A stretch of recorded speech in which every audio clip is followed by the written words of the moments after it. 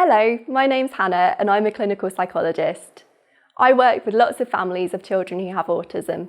Everyone's journey to diagnosis is different. Some parents might not have had any particular concerns about their child before an autism assessment is suggested, whilst other parents might have been aware of their child's differences for a long time before getting a diagnosis. A child receiving a diagnosis of autism affects every family member differently. Parents' emotional reactions to the diagnosis can be very different depending on their journey and what the diagnosis means to them. This video shows some parents in Australia talking about their responses to their child being diagnosed. I went in really prepared that I wanted that diagnosis, and that was one thing that even took them aback, I think, a little bit, was that I wanted that diagnosis because I knew that without it I couldn't do anything for him. I couldn't get him into therapy, I couldn't get him into any sort of support, I couldn't get support for myself. It was like I was in limbo. It was actually almost a relief in the sense when the paediatrician started explaining all the different traits of autism and stuff like that, just to sort of have an insight to why Bailey was Bailey. We walked in without a diagnosis and we came out with a diagnosis, and just that word autism and something with a diagnosis made us feel completely numb. I lost everything. Was terribly sad, and at that night I talked about it to my husband. I couldn't tell him because never stopped crying. I couldn't tell him. I was so distressed, I was sobbing, and Kingsley I wasn't attending to him properly, and he actually fell off the sidewalk because his gross motor was so terrible and ended up getting blood on his nose. And we sort of came home like this apparition covered in blood and tears. And I told David about it, and he said, it's just, don't worry, we'll get a second opinion. That can't possibly be correct. Initially, it was denial. And so, we just thought, no, this can't be right.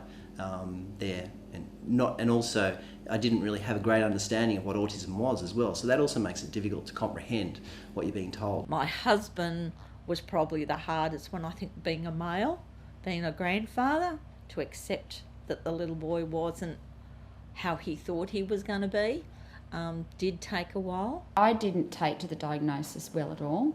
Russell did straight away. He was on the ball straight away. He was never ever embarrassed or, he went with it. My husband, Stephen, took the diagnosis a lot harder than I did because I read a lot into it too before we actually took Jonathan in. I grabbed as many books as I could, so I knew what could be expected, whereas Stephen wasn't sure whether he didn't want to face what it was about, but he was very, very in denial. It was his first born son. He really found it difficult. Individuals deal with serious issues in different ways, but when you're married to someone, when you're in a partnership with someone, then you also need to have a bit of a joint understanding and a joint front. It's important to talk to your partner and to understand their point of view, because they may be looking to deal with what is a very emotional issue in a very different way to the way you're looking to deal with it. As we saw in the video, parents experience a number of emotions in response to the diagnosis. Some parents might feel relieved because the diagnosis gives them a name for the differences they had recognised in their child and helps them and other people to understand their child better. Feelings of grief, loss and sadness are also common as parents come to terms with having a child who is different from the child they expected to have. Some parents might have worries about the future. There might also be feelings of shock, guilt, anger or denial. All of these feelings are normal. You might find that you feel or have felt some or all of these things at one time or another. As your child gets older, you may even find that you revisit these feelings in the future. Acknowledging the emotional impact of the diagnosis and taking care of yourself whilst you're coming to terms with it will help you to prepare for any challenges ahead. There are no fixed rules about when and how to talk to your child about their diagnosis. Every child with autism is different, so it's a very individual decision based on what feels right for you and your family.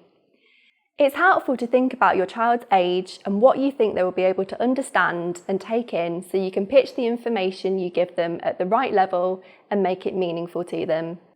Follow your child's lead.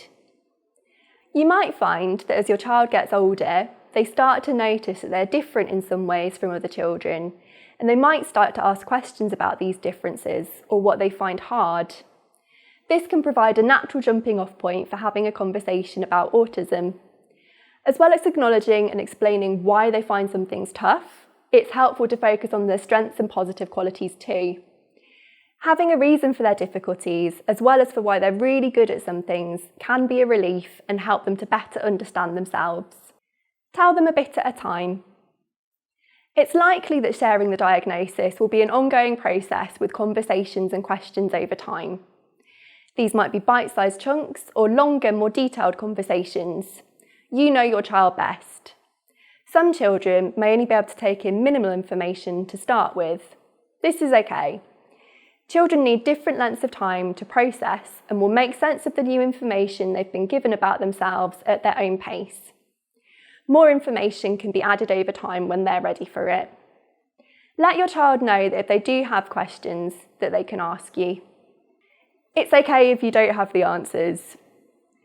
Even with having prepared for the conversation, you might find that your child asks you something that you're really not sure about. Just be honest and tell them you don't know, but that you'll do your best to find the answer for them. The following resources might be helpful in supporting conversations with your child about their diagnosis. The National Autistic Society website is always a good place to start. There is a specific page on their website which provides guidance for parents and carers about sharing a diagnosis with their child. The Big A is a booklet for young people who have a relatively good ability to understand written language and explains the things that they might find difficult as well as their strengths clearly and concretely. This book is available to download on the Times Educational Supplements website for free if you create an account. The ASD workbook provides information and advice in a clear and positive way to help both parents and children understand more about what the diagnosis means.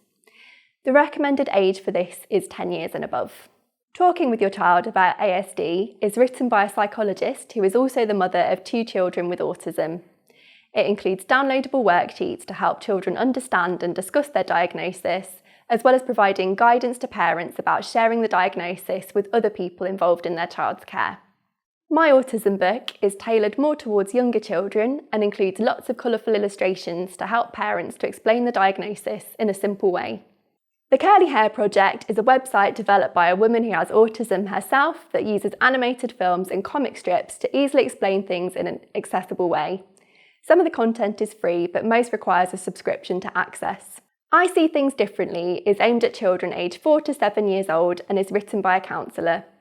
The book uses clear, simple language and illustrations to explain things that children with autism might find difficult, as well as their strengths. It also includes tips and suggestions for parents and caregivers about how the book can be used. Being a sibling of a brother or sister with autism can be stressful or difficult at times. They might feel that their sibling gets told off less and gets more attention. Explaining to them that their brother or sister has autism in a way that they can understand might help them to feel less frustrated. It's a good idea to start explaining autism to your typically developing children early on, or as soon as they start noticing that their brother or sister is behaving differently from other children. It can be helpful to start by finding out what your child already knows and then using simple descriptions of autism, such as things that their brother or sister does. As children get older and better able to understand, you can give them more information and you might find that they have more questions over time. It's important to make time for siblings to talk to you individually and to spend some separate quality time together. There are some useful resources on the National Autistic Society website for both younger and older siblings. There are also some local groups for siblings of children with autism. Burton Street hold a 12-week programme for young people with a sibling who has a learning disability. This gives children the opportunity to meet children in similar situations and form a peer support network. Asperger's Children and Carers Together, or ACT, run various activity groups for children with autism which siblings can join in. Some of these are online and some are face-to-face. Twinkle Sparkle Siblings is a group for children aged 7 to 16 who have a sibling with autism. They run monthly groups with activities such as bowling.